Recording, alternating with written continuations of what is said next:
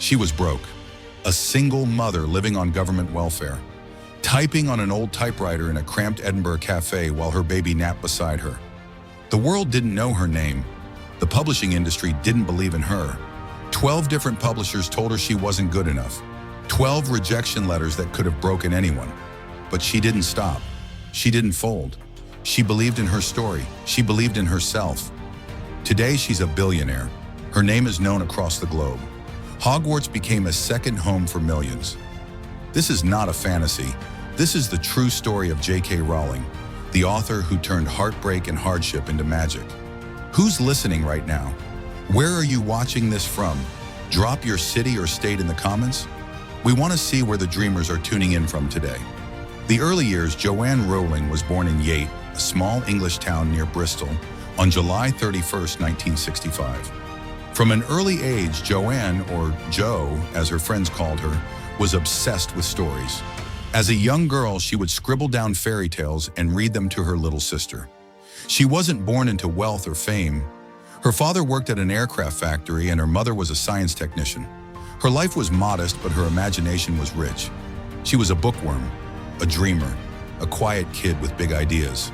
Her childhood was shaped by books, libraries, and hours spent imagining new worlds.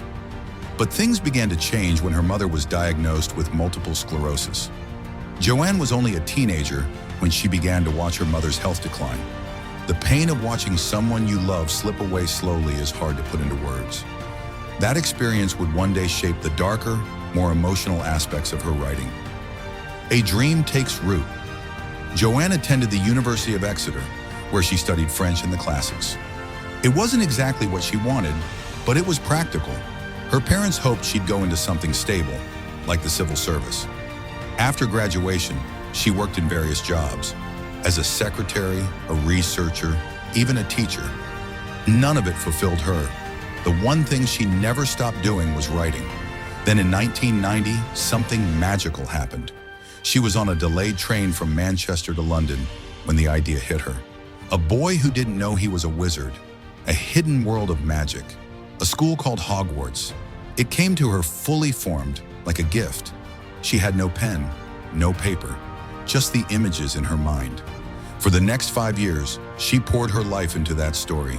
She plotted out every detail, every twist, every character. But while her story was coming to life, her real life was falling apart. Rock bottom. Her mother passed away in 1990, a loss that devastated her. Joanne had never told her mother about the Harry Potter story. That regret haunted her. Soon after, she moved to Portugal to teach English. There, she met and married a man. The marriage was short and turbulent. She gave birth to her daughter, Jessica, but the relationship quickly turned sour. She fled the country and returned to the UK as a single mother. She was 28, unemployed, battling depression, living on government assistance. She describes herself at that time as being as poor as it is possible to be in modern Britain without being homeless. She considered herself a failure.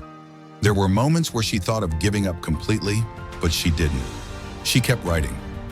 12 rejections. She finished her manuscript for Harry Potter and the Philosopher's Stone in 1995. With trembling hands and all the hope she had left, she sent it to publishers. And they said no, one after another. 12 rejections. Some didn't bother responding. Others said children wouldn't be interested in a story like this. One advised her to get a day job, but rejection didn't kill the dream. It fueled her. Then finally, a small publishing house named Bloomsbury took a chance. The chairman gave the manuscript to his 8-year-old daughter, who read it and begged for more. That little girl saw what 12 professionals had missed: magic. In 1997, the book was published. First print run, just 500 copies. Today, those original copies are worth thousands. The book slowly gained attention, then momentum, then obsession. Kids weren't just reading it, they were devouring it. Global phenomenon. Within a few years, Harry Potter became a global sensation. The series sold over 500 million copies. It was translated into over 80 languages, and the film adaptations became some of the highest-grossing movies in history. Rowling became the first author to become a billionaire from writing books alone. But more than the money, she had created something timeless. J.K. Rowling didn't just write a story, she built a world. She gave millions of kids a place to belong. She made reading cool again. She reminded the world that even the most ordinary person can change everything when they believe in something greater than themselves. And all of it, every spell, every page, every lesson, was born out of pain, rejection, and resilience. Lessons from J.K. Rowling. J.K. Rowling's story isn't just about books. It's about what happens when someone refuses to let go of their dream, when they keep going despite the pain, when they hear no and still move forward. She once said, "Rock bottom became the solid foundation on which I rebuilt my life." She taught us that rejection is not the end. It's part of the journey, that no matter how far you've fallen, there's still a path up, that sometimes the magic you're looking for doesn't come from a wand, but from the will to keep going. Outrow call to action.